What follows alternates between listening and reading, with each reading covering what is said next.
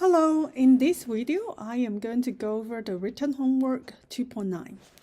First one, you have a 200 feet of fence, so we know that all of the fence, the measurement is 200 feet. To construct a rectangle pen with a fence divider down the middle, just like the graph they show you. Okay, what dimension of the pen encloses the largest total area? So to get the area, and since this is a rectangle, that means we need to know the length times the width. So right now, I want to find the maximum of the area, but I don't know anything about the length and width. However, they told you that the total fence is 200 feet. So now we know another things. So there are two lengths. So that means two lengths we totally have 3 width. At 3 width is equals to 200. So that means I can use a W to use the width to represent the length, since they have this relationship. Now, what I can do is try to solve the length in terms of the width. Okay, so I have 2L equals to 200 minus 3W, and then divided by 2 on both sides. Simplify it, I have a 100 minus 3/2 width is equal to the length. Then I can substitute the length back into the area. Then we have the area function equals to 100 minus 3/2 W times W. Why do we need that? Because to find the maximum of the area, we can use the first derivative to find the critical point, and then use the second derivative to find if this is concave up or concave down. Then we can determine at where of W we have the maximum. Now, let's simplify it first. I have 100W minus 3/2 W squared. Distribute the W inside the parentheses. The next is finding the first derivative of the area, which is equals to 100 minus 3/2 times 2 times W. Simplify is 100 minus 3W. Now, we need to set the first derivative equal to 0 to find the critical point. So, let 100 minus 3W equals to 0.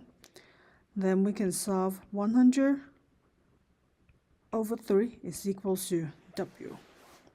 That means when the width is equal to 100 over 3, 100 over 3 feet long, we have our either minimum or maximum. Now, we still need to test out if this is maximum or minimum. Let's find the second derivative at that point. So I have second derivative is equal to, well, 100 minus 3W, another derivative. So I got 100 gives you a 0, and then I have -3. So if it's -3, that means this is going to be a concave down. If it's a concave down, we're going to have a minimum.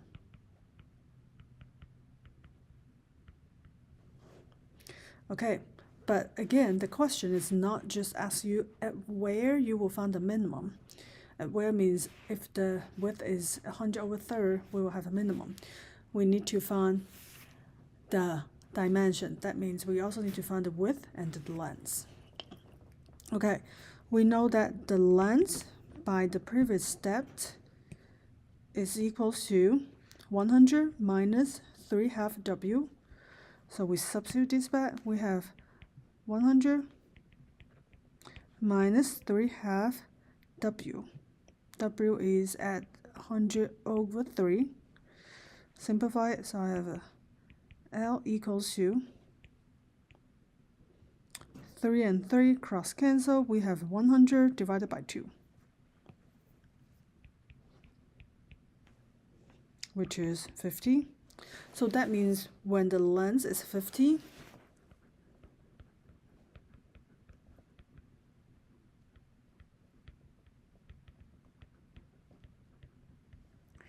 and the width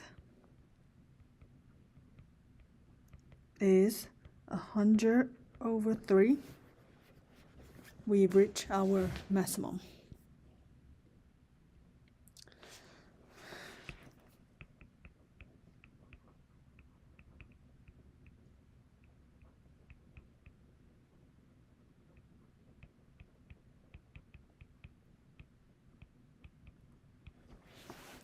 The area of the rectangle, I should say that. Okay, now let's do B. So B says, let me take a look. B is very similar. If you need two divisor, what dimension of the pen encloses the largest area? So we use the same method. But when you're doing this question, it's easier to draw a picture. So now this is the form, and we know that with a W, 4W, right? Because that needs you to have a full width, and then the length is the same, also 2. So the first relationship, width and length, we will get is 4W at 2L equals to 200 feet, and then we can solve for L in terms of W, or we can solve for W in terms of L. Either way works. Let's do 2L equals to 200 minus 4 times W, and then divided by 2 on both sides. I have L equals to 100 minus 2W. And now next is trying to find the derivative of the area. So area is equal to the length times the width. And the length is equal to 100 minus 2W times W, because you want to replace that in here. So instead of having 2 variables, now we just reduce to 1 variable. Then we can apply the first derivative to find the critical points.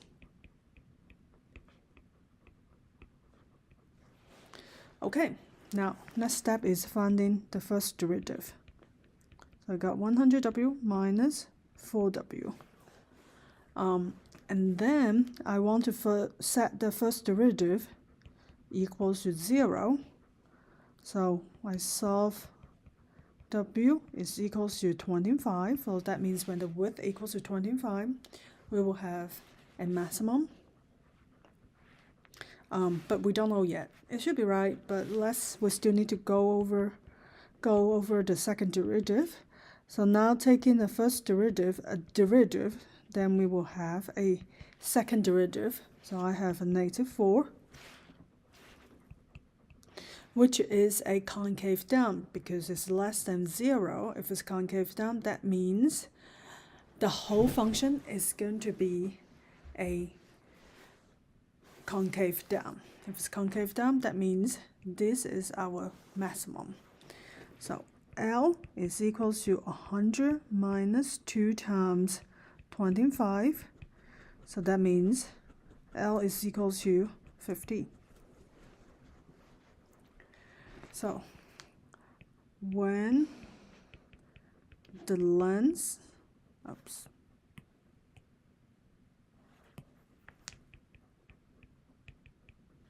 equals to 50, and the width equals to 25, the pen encloses the largest area.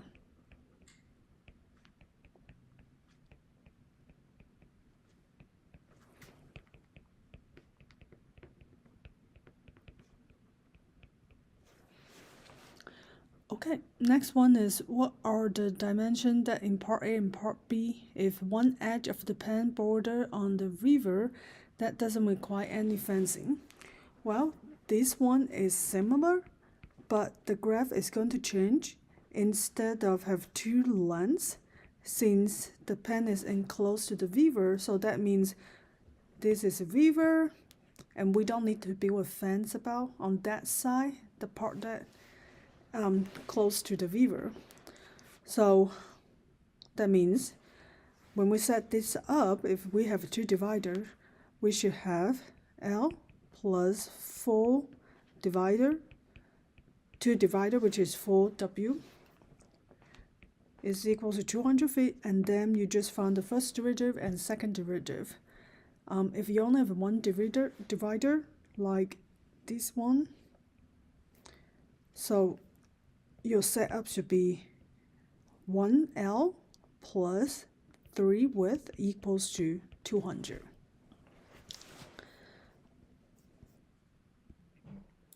Hello, now let's talk about number 7. So we want to make the can so that they can totally hold 100 cubic inches of material.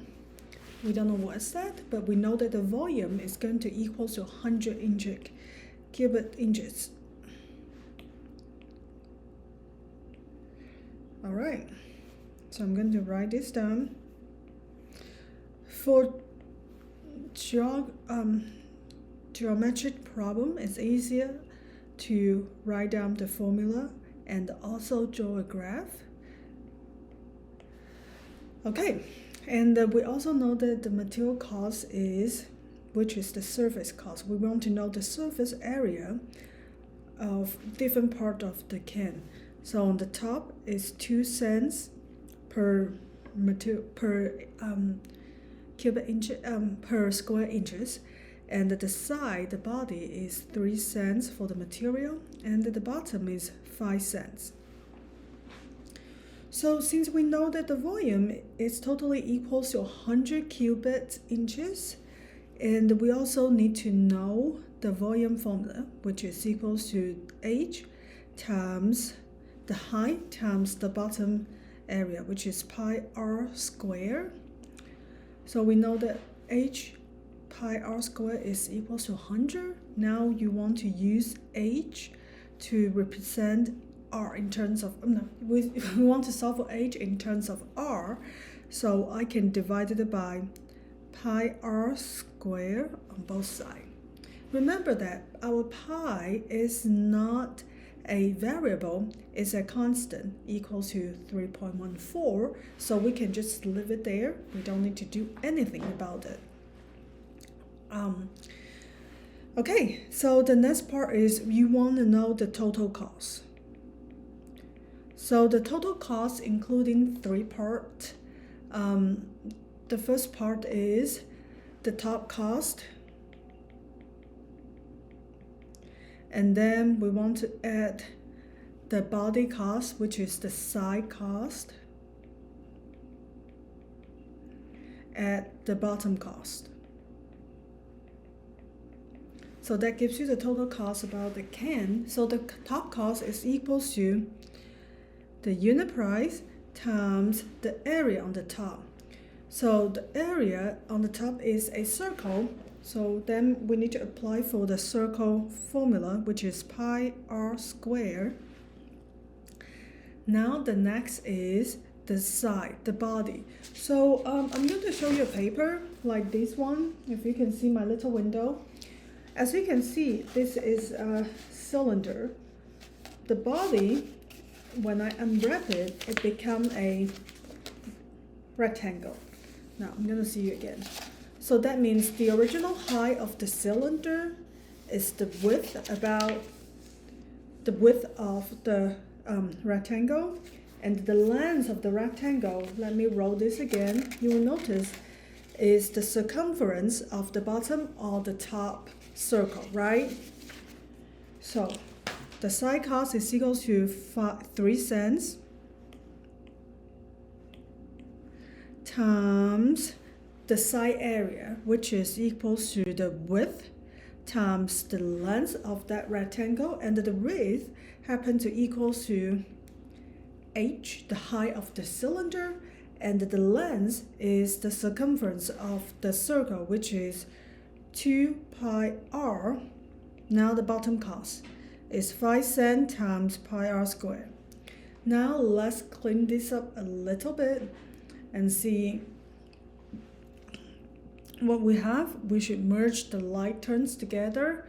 Now we have 7 pi r squared plus 6 pi rh. Now we have two variables now. We have r and h. That makes it hard to find the derivative, so the next thing is you want to replace the h in terms of r, which we did in here. We can substitute the h in here. So here we got 7 pi r squared plus 6 times pi times r times 100 over pi r squared. Simplify it. I have a 7 pi times r squared plus pi cross cancel r, they still have 1, so it's 600 over r. So that's what we got after we simplify it. So now we need to use the derivative to find the critical point, the first derivative. So the total cost first derivative, we want to get the derivative in at r. So I have 14 pi r minus 600 r squared. Okay, so the next step is you want to set the derivative equals to 0. So I have 0 equals to 14 pi r minus 6r squared. Now, you try to solve for r. Now I have 14 pi r equals to 600 over r squared. And then times r squared on both sides. I have 14 pi r to the cubed equals to 600. And now divided by, divided by 14 pi from both sides. R cubic is equal to 600 over 14 pi. And then we take the cubic root on both sides to get rid of the cubed. So now I got R equals to, use a calculator, we got 2.41 inches.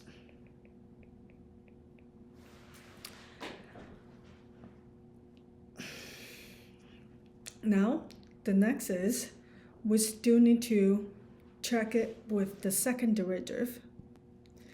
Now, the second derivative is take the first derivative and a derivative. So the first derivative, I got 14 pi r minus 600 r to the cubed, and we take derivative of that. So the first is equal to 14 pi, and then add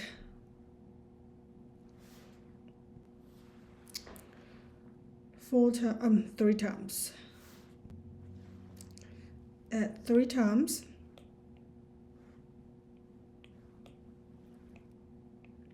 (600) over r to the fourth, and then you substitute 2.14 in here, 2.41. In fact, you don't need to substitute everything because 14 times pi is a positive number, and you add in another positive number, so it's always greater than 0. So we know that this is always, for all the x in the range, is always concave up. If it's concave up, that means we have our minimum.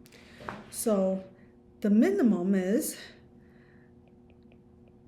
the lowest cost is when r equals to 2.41, but we need to find the whole measurement of the can, so that means we still need to find the measurement of h.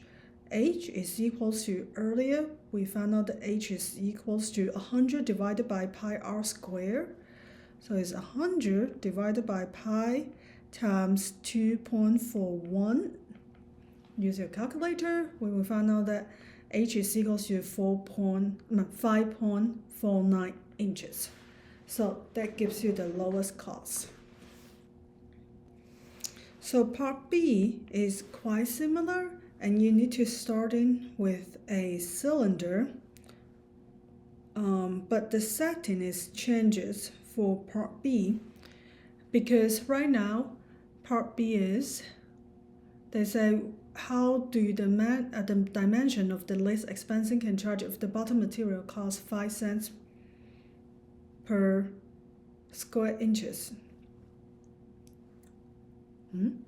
It's already 5 cents for the bottom. They repeat, so I guess you don't need to do B. All right, next one. Now, number 15.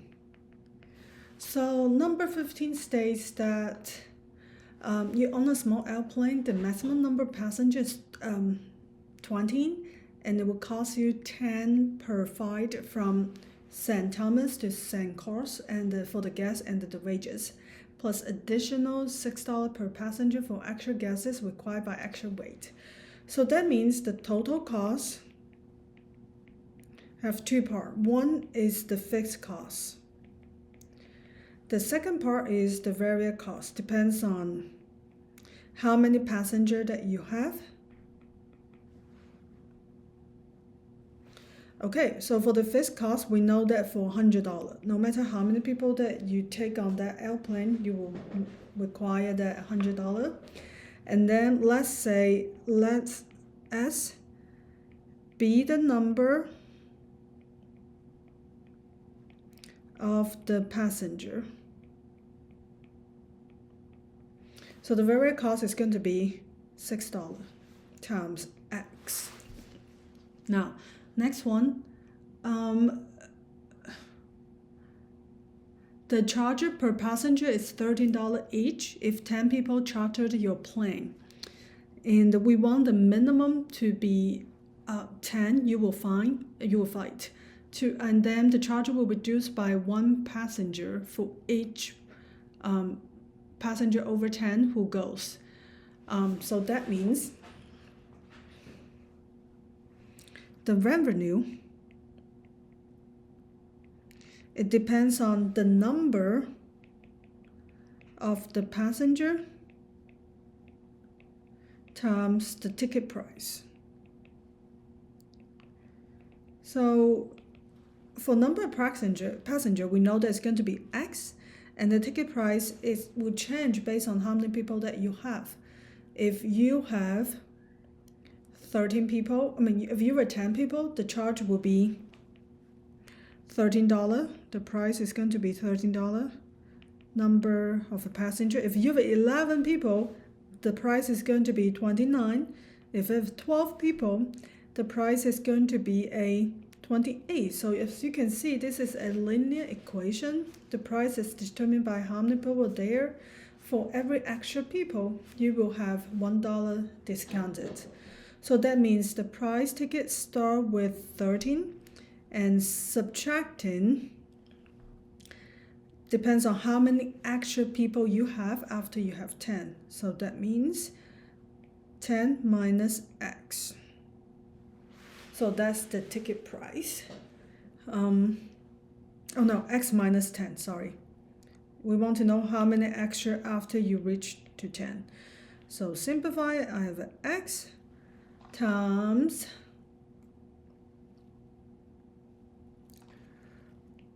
$40 minus X equals to 14X minus X squared.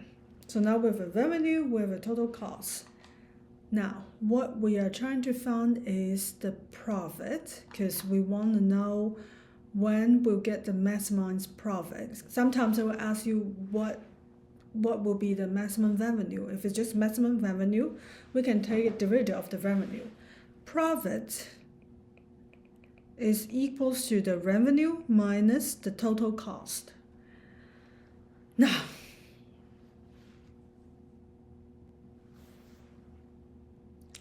then the revenue we have is 14x minus x squared, subtract the total cost is 100 minus 100 at 6x. Put the parentheses because we want to subtract in the whole total cost function. The whole total cost function is 100 at 6x. If you don't add the parentheses, then when you would move it, you will notice it. The sign inside of it will change. So always put the parentheses if you are subtracting a function. All right, so now let's simplify it. We have the total cost function equals to negative x squared plus 13 for x minus 100. Now, to find the maximized profit, we need to find the derivative of the profit function. We have a negative 2x plus 13.4. And then we want to set that equals to 0. So I have a negative 2x plus 13.4. When we solve for x is equal to 17. So we know that 17 is the critical point, but we don't know if this is maximum or minimum. So we need to verify it with the second derivative function. So that means we want to take the first derivative function, a derivative. So this is equal to negative 2. So if it's negative 2, that means this is going to be concave down. If it's concave down, that means it's minimum. So we confirm that x equal to 17 is the maximum. So if we take 17 passenger, the airplane will reach its maximum profit. $1 for Alicia to make cute oven mitts is given by, so the cost function is 64 plus 1.5 Q. I think it's the quantity plus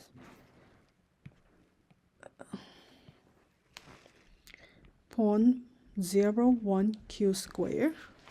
And what is the fixed cost? So fixed cost means that you're not going to change by the variables.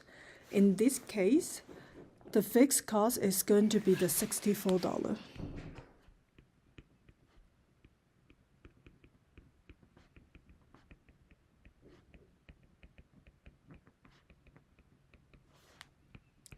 B, find the function that gives the marginal cost. So the marginal cost is going to be the first derivative